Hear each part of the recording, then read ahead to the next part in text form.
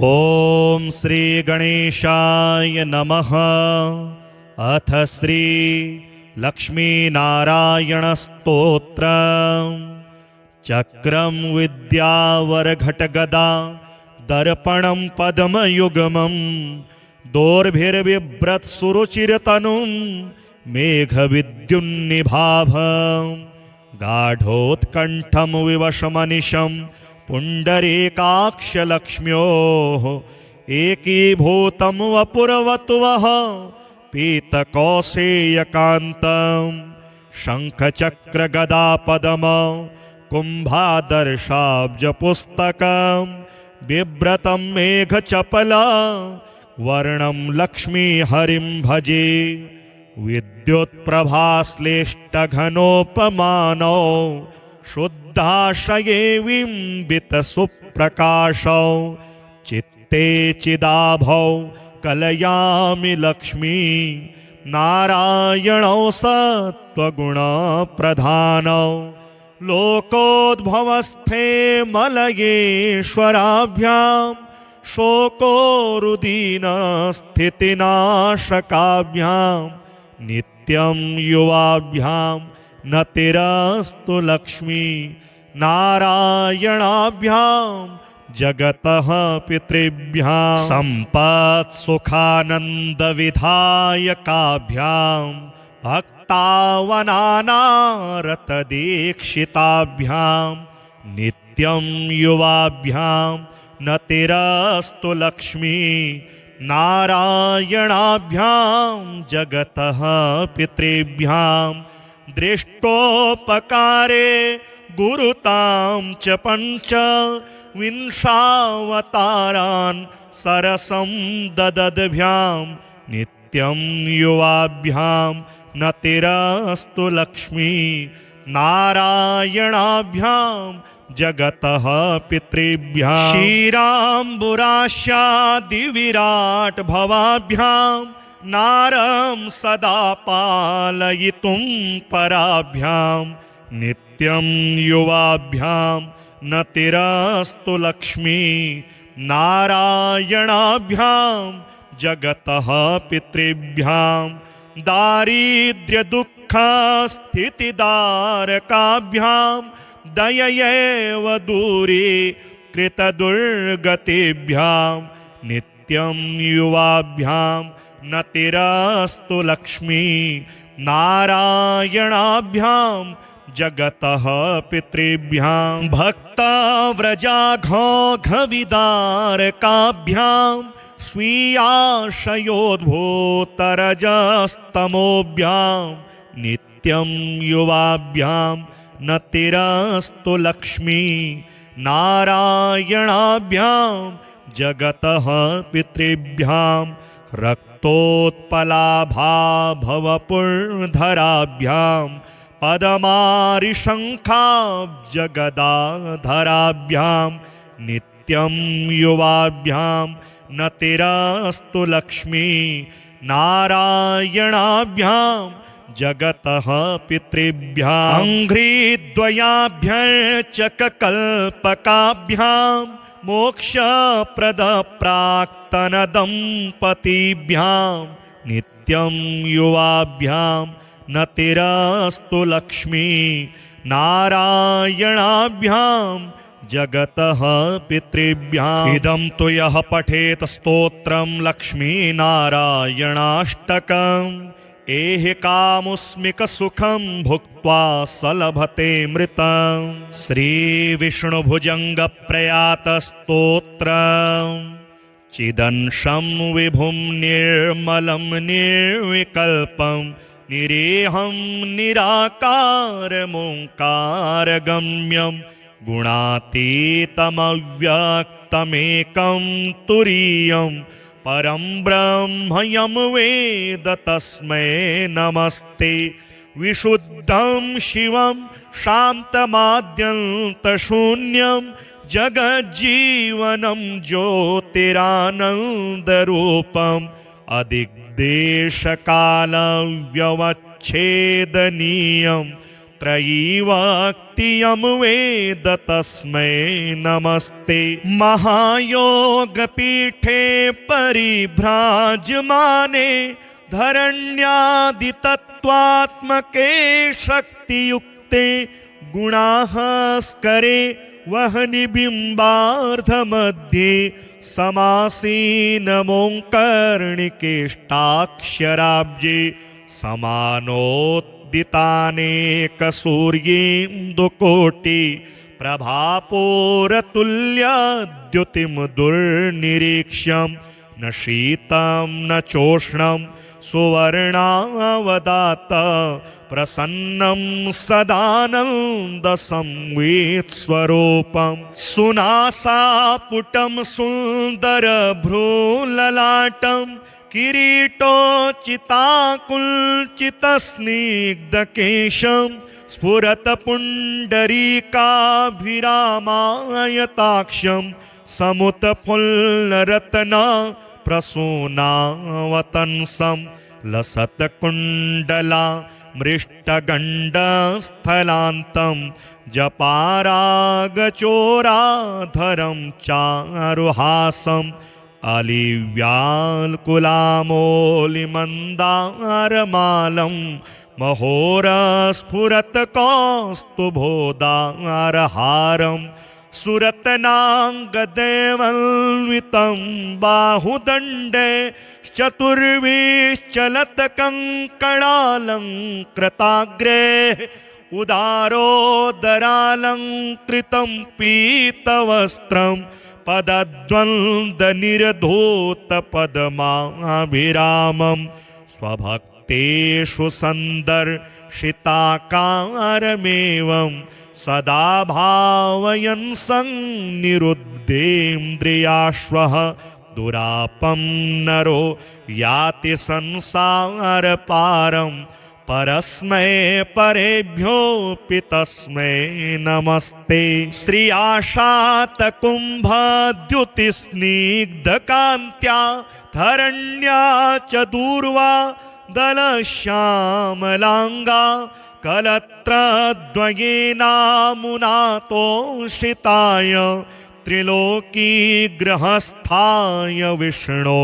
नमस्ते। शरीरं कलत्रं सुतं बन्धुवर्गं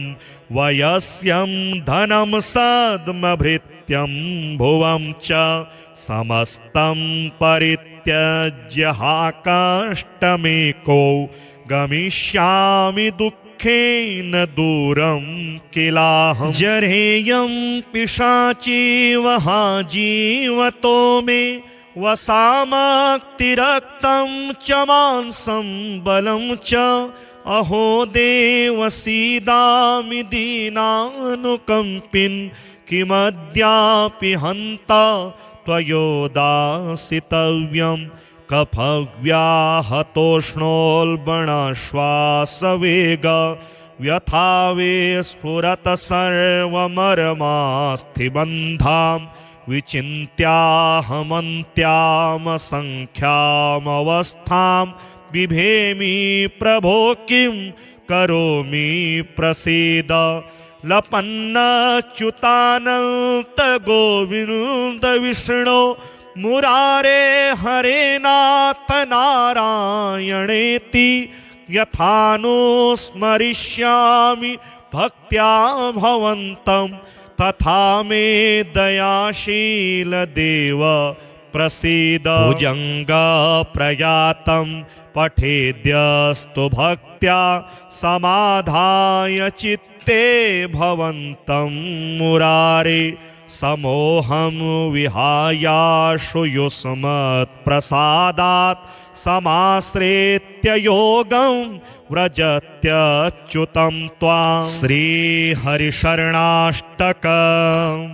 ध्येयं वदन्ति शिवमेव हि केचिदन्ये शक्तिं गणेशमपरे तु दिवाकरं वै रूपैस्तुतैरपि विभासि यतस्त्वमेकस्तस्मात्त्वमेव शरणं मम शङ्खपाणि। नो सोदरो न जनको जननी न जाया नैवात्मजो न च कुलं विपुलं बलं वा सन्दृश्यते न किल कोऽपि सहायको मे तस्मात् त्वमेव शरणं मम शङ्खपाणे नोपासिता मदमपास्य मया महान्तस् तीर्थानि चास्तिकधिया नहि सेवितानि देवार्चनं च विधिवन्न कृतं कदापि तस्मात् त्वमेव शरणं मम शङ्खपाणे दुर्वासना मम सदा परिकर्षयन्ति चित्तं शरीरमपि रोगगणा दहन्ति सज्जीवनं च परहस्तगतं सदैव तस्मात् त्वमेव शरणं मम शङ्खपाणे पूर्वं कृतानि दुरितानि मया तु यानि स्मृत्वाखिलानि हृदयं परिकम्पते मे ख्याता च ते पतितपावनता तु यस्मात् तस्मात् त्वमेव शरणं मम शङ्खपाणे दुःखं जरा जनजं विविधाश्च रोगाः काकश्वसूकरजनिर्निरये च पातः तद्विस्मृतिः फलमिदं विततं हि लोके तस्मात् त्वमेव शरणं मम शङ्खपाणे नीचोऽपि पापवलितोऽपि विनिन्दितोऽपि ब्रूयात्तवाहमिति अस्तु किलैकवारं तं यच्छसीष निजलोकमिति व्रतं ते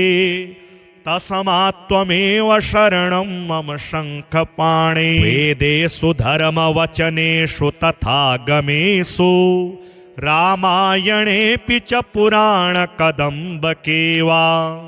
सर्वत्र सर्वविधिना गदितस्त्वमेव तस्मात् त्वमेव शरणं मम शङ्खपाणे चक्रं विद्यावरघटगदा दर्पणं पद्मयुग्मं दोर्भिर्बिभ्रत्सुरुचिरतनुं मेघविद्युन्निभाभं गाढोत्कण्ठं विवशमनिशं पुण्डरीकाक्षलक्ष्म्योः एकीभूतं वपुरवतुवः पीतकौसेयकान्तं शङ्खचक्रगदापदम कुम्भादर्शाब्जपुस्तकं बिभ्रतं मेघचपला वर्णं लक्ष्मीहरिं भजे विद्युत्प्रभाश्लेष्टघनोपमानौ शुद्धाशये बिम्बितसुप्रकाशौ चित्ते चिदाभौ कलयामि लक्ष्मी नारायणौ सत्त्वगुणप्रधानौ लोकोद्भवस्थे मलयेश्वराभ्यां शोकोरुदीनस्थितिनाशकाभ्यां नित्यं युवाभ्यां नतिरस्तु लक्ष्मी नारायणाभ्यां जगतः पितृभ्यां सम्पत्सुखानन्दविधायकाभ्यां भक्तावनानारतदीक्षिताभ्यां नित्यं युवाभ्यां नतिरस्तु लक्ष्मी नारायणाभ्यां जगतः पितृभ्यां दृष्टोपकारे गुरुतां च पञ्च विंशावतारान् सरसं ददद्भ्यां नित्यं युवाभ्यां नतिरस्तु लक्ष्मी नारायणाभ्यां जगतः पितृभ्यां क्षीराम्बुरास्यादिविराट् भवाभ्यां नारं सदा पालयितुं पराभ्यां नित्यं युवाभ्यां नतिरस्तु लक्ष्मी नारायणाभ्यां जगतः पितृभ्यां दारिद्र्यदुःखस्थितिदारकाभ्यां दययैव दूरी कृतदुर्गतिभ्यां नित्यं युवाभ्यां नतिरस्तु लक्ष्मी नारायणाभ्यां जगतः पितृभ्यां भक्ताव्रजाघोघविदारकाभ्यां स्वीयाशयोद्भूतरजस्तमोभ्यां नित्यं युवाभ्यां नतिरस्तु लक्ष्मी नारायणाभ्यां जगतः पितृभ्यां रक्तोत्पलाभाभवपुर्धराभ्यां पदमारिशङ्खाब्जगदाधराभ्यां नित्यं युवाभ्यां नतिरस्तु लक्ष्मी नारायणाभ्यां जगतः पितृभ्यां अङ्घ्रिद्वयाभ्यर्चककल्पकाभ्यां मोक्षप्रदप्राक्तनदम्पतिभ्यां नित्यं युवाभ्यां नतिरस्तु लक्ष्मी नारायणाभ्यां जगतः पितृभ्याम् इदं तु यः पठेत स्तोत्रं लक्ष्मीनारायणाष्टकम् एहि कामुस्मिकसुखं भुक्त्वा स लभते मृतम् श्रीविष्णुभुजङ्गप्रयातस्तोत्रम् चिदंशं विभुं निर्मलं निर्विकल्पं निरेहं निराकारमोङ्कारगम्यं गुणातीतमव्यक्तमेकं तुरीयं परं ब्रह्म यं वेद तस्मै नमस्ते विशुद्धं शिवं शान्तमाद्यन्तशून्यं जगज्जीवनं ज्योतिरानन्दरूपम् अधिग्देशकालव्यवच्छेदनीयं त्रयीवाक्तियं वेद तस्मै नमस्ते महायोगपीठे परिभ्राजमाने धरण्यादितत्त्वात्मके शक्तियुक्ते गुणास्करे वह्निबिम्बार्धमध्ये समासीनमोङ्कर्णिकेष्टाक्षराब्जे समानोद्दितानेकसूर्येन्दुकोटि प्रभापूरतुल्यद्युतिं दुर्निरीक्ष्यं न शीतं न चोष्णं सुवर्णावदात प्रसन्नं सदानन्दसंवित्स्वरूपं सुनासापुटं सुन्दरभ्रूललाटं किरीटोचिताकुल्चितस्निग्धकेशं स्फुरत्पुण्डरीकाभिरामायताक्षं समुत्फुल्लरत्न प्रसूनावतंसं लसत्कुण्डला मृष्टगण्डस्थलान्तं जपारागचोराधरं चारुहासम् अलिव्याल्कुलामोलिमन्दारमालं महोरस्फुरत्कौस्तुभोदारहारं सुरत्नाङ्गदेवन्वितं बाहुदण्डे चतुर्विश्चलत्कङ्कणालङ्कृताग्रे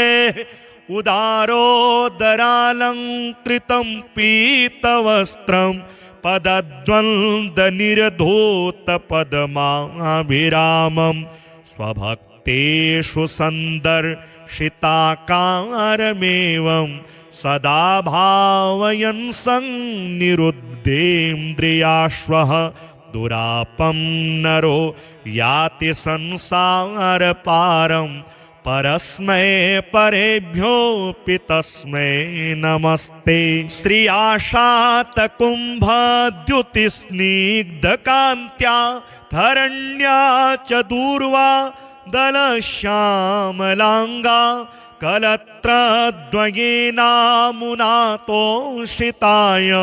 त्रिलोकीगृहस्थाय विष्णो नमस्ते शरीरं कलत्रं सुतं बन्धुवर्गं वयस्यं धनं सद्मभृत्यं भुवं च समस्तं परित्यज्य हा कष्टमेको गमिष्यामि दुःख दुःखेन दूरं किलाहं जरेयं पिशाचीव हा जीवतो मे वसामक्तिरक्तं च मांसं बलं च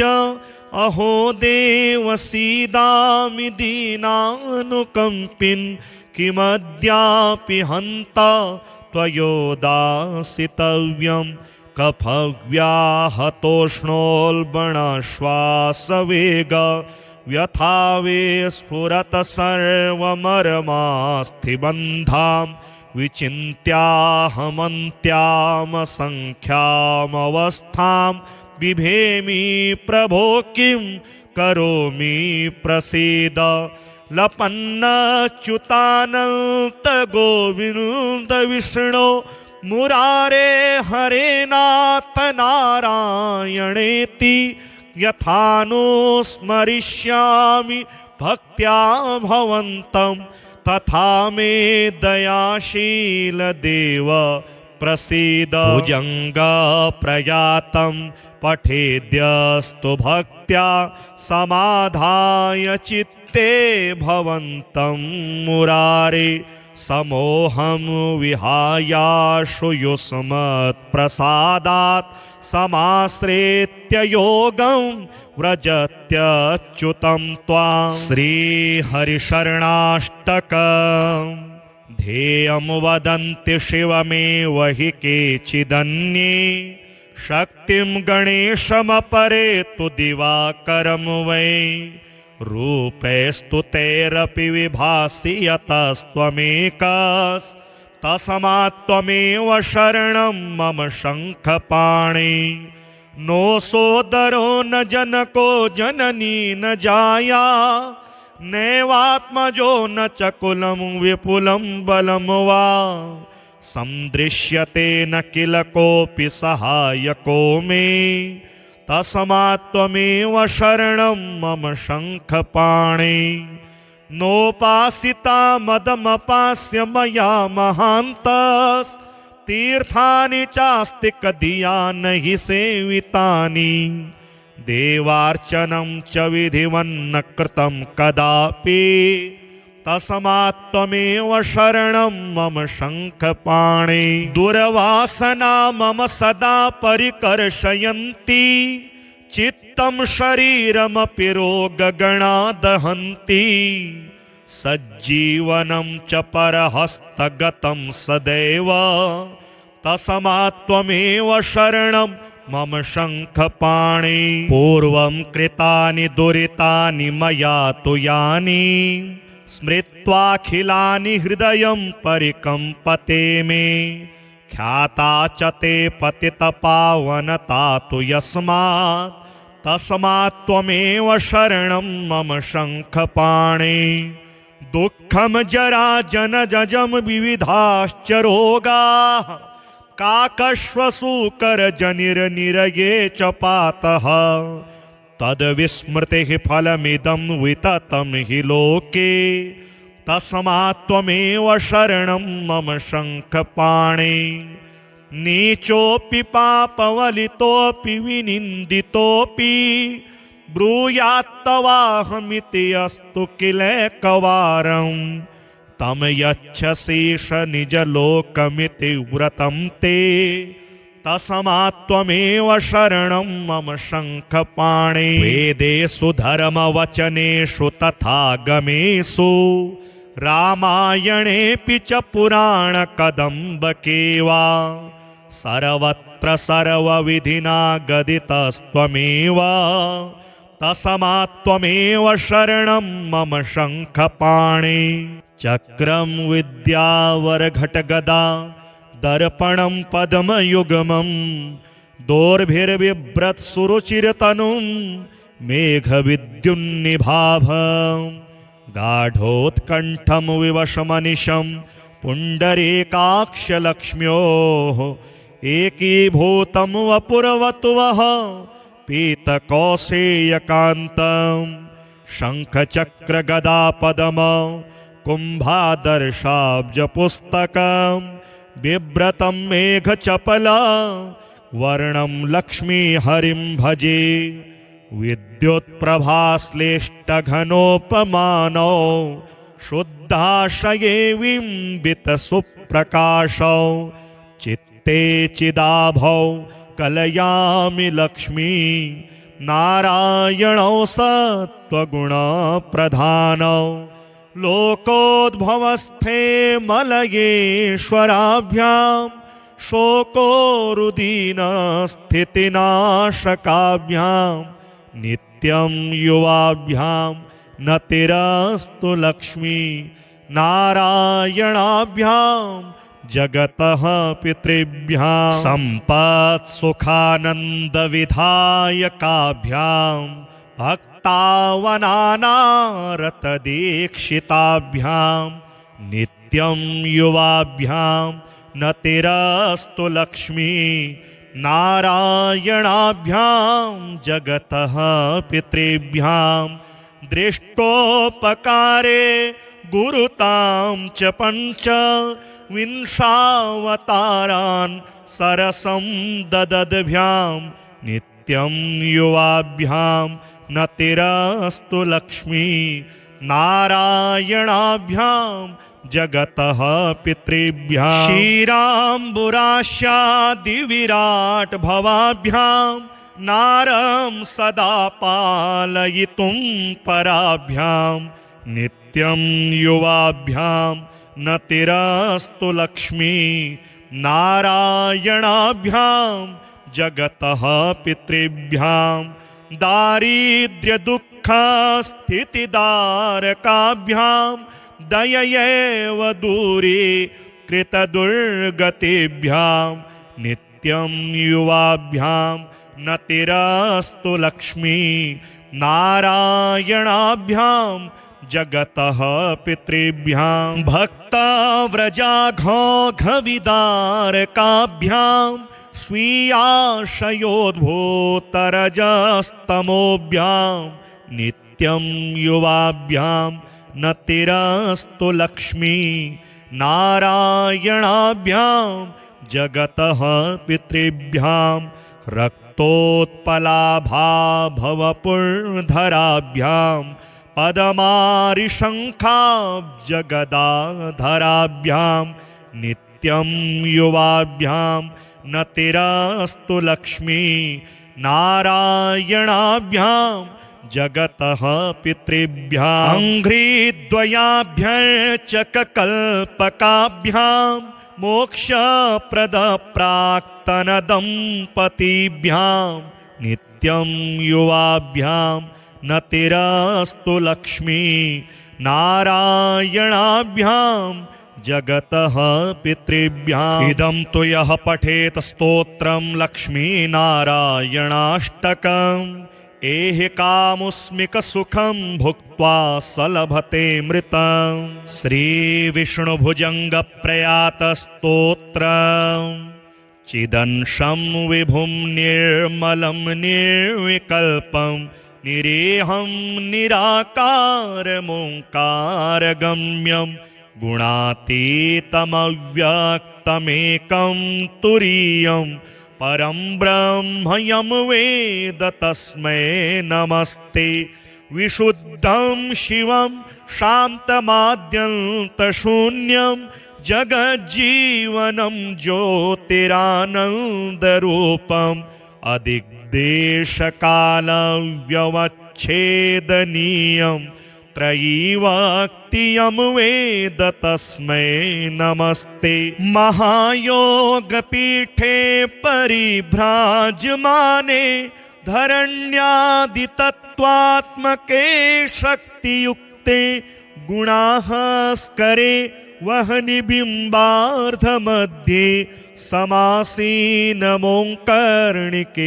समासीनमोङ्कर्णिकेष्टाक्षराब्जे समानोद्दितानेकसूर्येन्दुकोटि प्रभापूरतुल्यद्युतिं दुर्निरीक्ष्यं न शीतं न चोष्णं सुवर्णावदात प्रसन्नं सदानन्दसंवित्स्वरूपं सुनासापुटं सुन्दरभ्रूललाटं किरीटोचिताकुल्चितस्निग्धकेशं स्फुरत्पुण्डरीकाभिरामायताक्षं समुत्फुल्लरत्ना प्रसूनावतंसं लसत्कुण्डला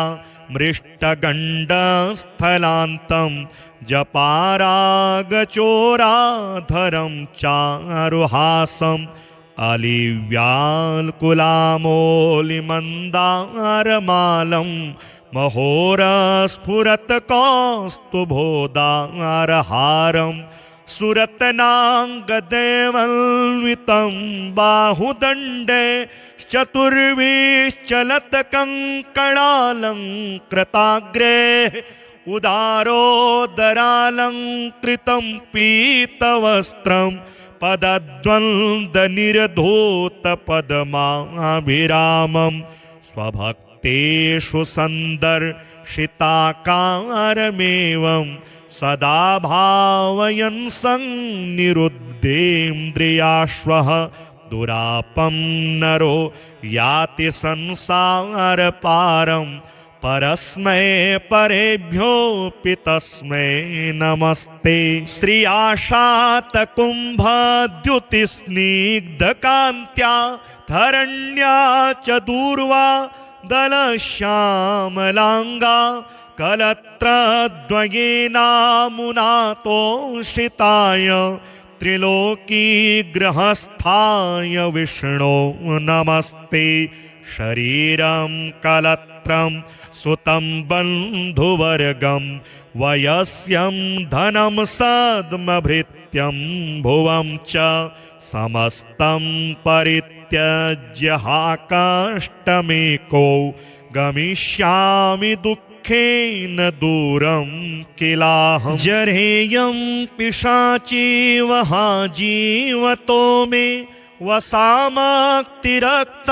च मांसं बलं च अहो देव सीदामि दीनानुकम्पिन् किमद्यापि हन्ता त्वयोदासितव्यं कफव्याहतोष्णोल्बणश्वासवेग व्यथावे स्फुरत सर्वमर्मास्थिबन्धां विचिन्त्याहमन्त्यामसङ्ख्यामवस्थां बिभेमि प्रभो किं करोमि प्रसीद। लपन्नच्युतानन्त गोविन्द विष्णो मुरारे हरे नाथ नारायणेति यथानुस्मरिष्यामि भक्त्या भवन्तं तथा मे दयाशील देव प्रसीद। भुजङ्गप्रयातं पठेद्यस्तु भक्त्या समाधाय चित्ते भवन्तं मुरारे समोहं विहायाशु युष्मत्प्रसादात् समाश्रित्य योगं व्रजत्यच्युतं त्वां। श्रीहरिशरणाष्टकम् ध्येयं वदन्ति शिवमेव हि केचिदन्ये शक्तिं गणेशमपरे तु दिवाकरं वै रूपैस्तुतैरपि विभासि यतस्त्वमेकस्तस्मात्त्वमेव शरणं मम शङ्खपाणि। नो सोदरो न जनको जननी न जाया नैवात्मजो न च कुलं विपुलं बलं वा सन्दृश्यते न किल कोऽपि सहायको मे तस्मात्त्वमेव शरणं मम शङ्खपाणि।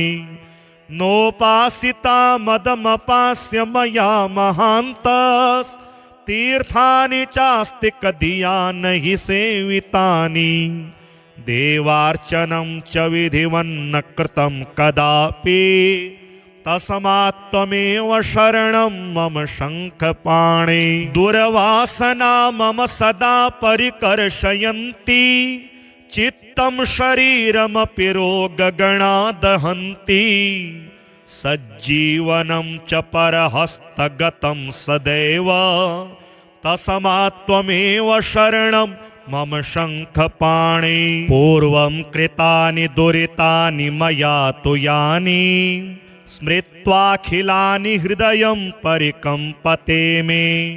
ख्याता च ते पतितपावनता तु यस्मात् तस्मात् त्वमेव शरणं मम शङ्खपाणि दुःखं जरा जनजं विविधाश्च रोगाः काकश्वसूकरजनिर्निरये च पातः तद्विस्मृतिः फलमिदं विततं हि लोके तस्मात् त्वमेव शरणं मम शङ्खपाणि नीचोऽपि पापवलितोऽपि विनिन्दितोऽपि ब्रूयात्तवाहमिति अस्तु किलैकवारं तं यच्छसीष निजलोकमिति व्रतं ते तस्मात् त्वमेव शरणं मम शङ्खपाणि वेदेषु धर्मवचनेषु तथा गमेषु रामायणेऽपि च पुराणकदम्बके वा सर्वत्र सर्वविधिना गदितस्त्वमेव तस्मात् त्वमेव शरणं मम शङ्खपाणि चक्रं विद्यावरघटगदा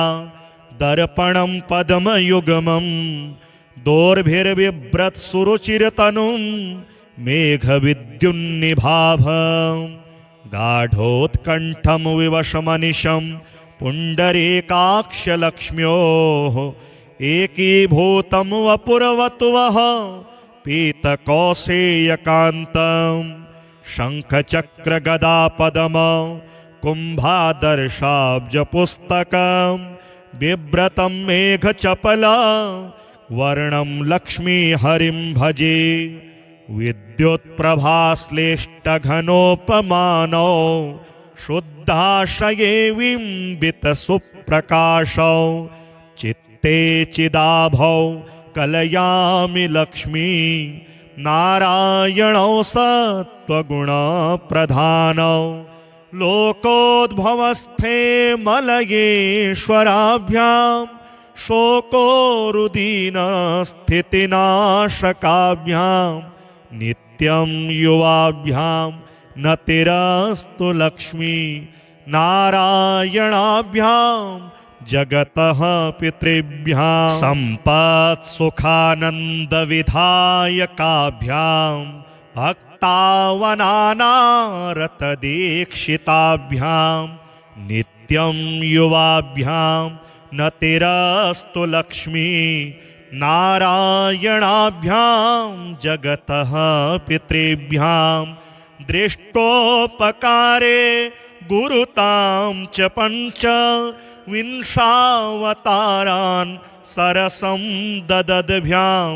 नित्यं युवाभ्यां नतिरस्तु लक्ष्मी नारायणाभ्यां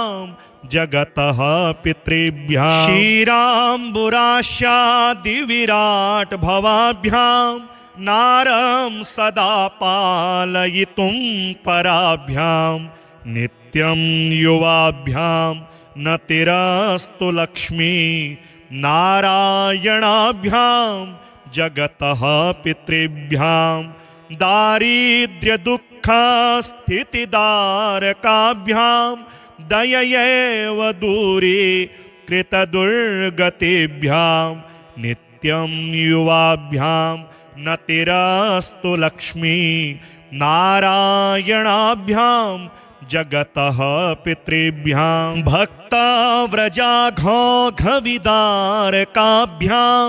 स्वीयाशयोद्भूतरजस्तमोभ्यां नित्यं युवाभ्यां नतिरस्तु लक्ष्मी नारायणाभ्यां जगतः पितृभ्यां रक्तोत्पलाभाभवपुर्धराभ्यां पदमारिशङ्खाब्जगदाधराभ्यां नित्यं युवाभ्यां नतिरस्तु लक्ष्मी नारायणाभ्यां जगतः पितृभ्यां अङ्घ्रिद्वयाभ्यर्चककल्पकाभ्यां मोक्षप्रदप्राक्तनदम्पतीभ्यां नित्यं युवाभ्यां नतिरस्तु लक्ष्मी नारायणाभ्यां जगतः पितृभ्याम् इदं तु यः पठेत स्तोत्रं लक्ष्मीनारायणाष्टकम् एहि कामुस्मिकसुखं भुक्त्वा सलभतेऽमृतम् श्रीविष्णुभुजङ्गप्रयातस्तोत्रम् चिदंशं विभुं निर्मलं निर्विकल्पं निरेहं निराकारमोङ्कारगम्यं गुणातीतमव्यक्तमेकं तुरीयं परं ब्रह्म यं वेद तस्मै नमस्ते विशुद्धं शिवं शान्तमाद्यन्तशून्यं जगज्जीवनं ज्योतिरानन्दरूपम् अदिग्देशकालव्यवच्छेदनीयं त्रयीवाक्तियं वेद तस्मै नमस्ते महायोगपीठे परिभ्राजमाने धरण्यादितत्त्वात्मके शक्तियुक्ते गुणास्करे वह्निबिम्बार्धमध्ये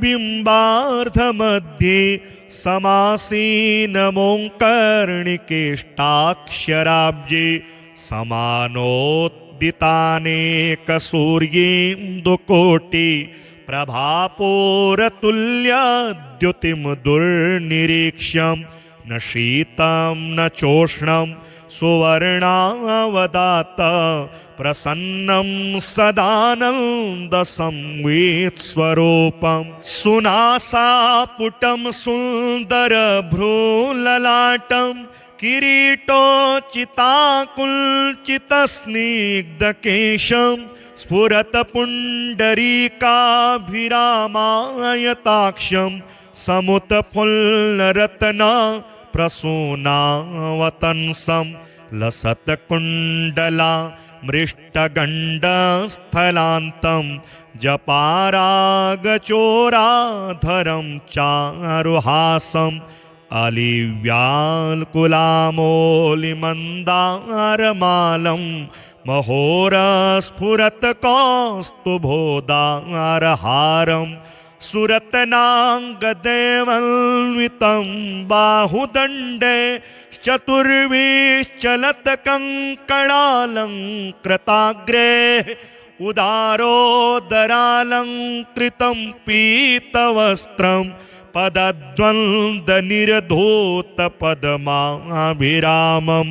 स्वभक्तेषु सन्दर्शिताकारमेवं सदा भावयन् सन्निरुद्धेन्द्रियाश्वः दुरापं नरो याति संसारपारं परस्मै परेभ्योऽपि तस्मै नमस्ते श्री आशातकुम्भद्युतिस्निग्धकान्त्या धरण्या च दूर्वा दलश्यामलाङ्गा कलत्रद्वयेनामुनातोषिताय त्रिलोकीग्रहस्थाय विष्णो नमस्ते शरीरं कलत्रं सुतं बन्धुवर्गं वयस्यं धनं सद्मभृत्यं भुवं च समस्तं परित्यज्य हाकाष्टमेको गमिष्यामि दुःखेन दूरं किलाहं जरेयं पिशाचीवः जीवतो मे वसामक्तिरक्तं च मांसं बलं च अहो देव सीदामि दीनानुकम्पिन् किमद्यापि हन्ता त्वयोदासितव्यं कफव्याहतोष्णोल्बणश्वासवेग व्यथावे स्फुरत सर्वमर्मास्थिबन्धां विचिन्त्याहमन्त्यामसङ्ख्यामवस्थां बिभेमि प्रभो किं करोमि प्रसीद लपन्नच्युतानन्त गोविन्द विष्णो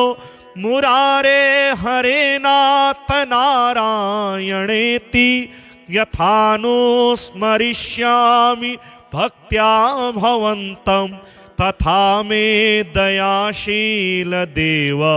प्रसीद। भुजंगा प्रयातं पठेद्यस्तु भक्त्या समाधाय चित्ते भवन्तं मुरारे समोहं विहायाशु युष्मत्प्रसादात् समाश्रित्य योगं व्रजत्यच्युतं त्वां। श्रीहरिशरणाष्टकम् ध्येयं वदन्ति शिवमेव हि केचिदन्ये शक्तिं गणेशमपरे तु दिवाकरं वै रूपैस्तुतैरपि विभासि यतस्त्वमेकस्तस्मात्त्वमेव शरणं मम शङ्खपाणि। नो सोदरो न जनको जननी न जाया नैवात्मजो न च कुलं विपुलं बलं वा सन्दृश्यते न किल कोऽपि सहायको मे तस्मात्त्वमेव शरणं मम शङ्खपाणि। नोपासिता मदमपास्य मया महान्तस्तीर्थानि चास्ति कधिया न हि सेवितानि देवार्चनं च विधिवन्न कृतं कदापि तस्मात्त्वमेव शरणं मम शङ्खपाणि। दुर्वासना मम सदा परिकर्षयन्ति चित्तं शरीरमपि रोगगणा दहन्ति सज्जीवनं च परहस्तगतं सदैव तस्मात्त्वमेव शरणं मम शङ्खपाणि। पूर्वं कृतानि दुरितानि मया तु यानि स्मृत्वाखिलानि हृदयं परिकम्पते मे ख्याता च ते पतितपावनता तु यस्मात् तस्मात्त्वमेव शरणं मम शङ्खपाणि। दुःखं जरा जनजं विविधाश्च रोगाः काकश्वसूकरजनिर्निरये च पातः तद्विस्मृतिः फलमिदं विततं हि लोके तस्मात्त्वमेव शरणं मम शङ्खपाणि। नीचोऽपि पापवलितोऽपि विनिन्दितोऽपि ब्रूयात्तवाहमिति अस्तु किलैकवारं तं यच्छसीष निजलोकमिति व्रतं ते तस्मात्त्वमेव शरणं मम शङ्खपाणि। वेदेषु धर्मवचनेषु तथागमेषु रामायणेऽपि च पुराणकदम्बके वा सर्वत्र सर्वविधिना गदितस्त्वमेव तस्मात्त्वमेव शरणं मम शङ्खपाणि।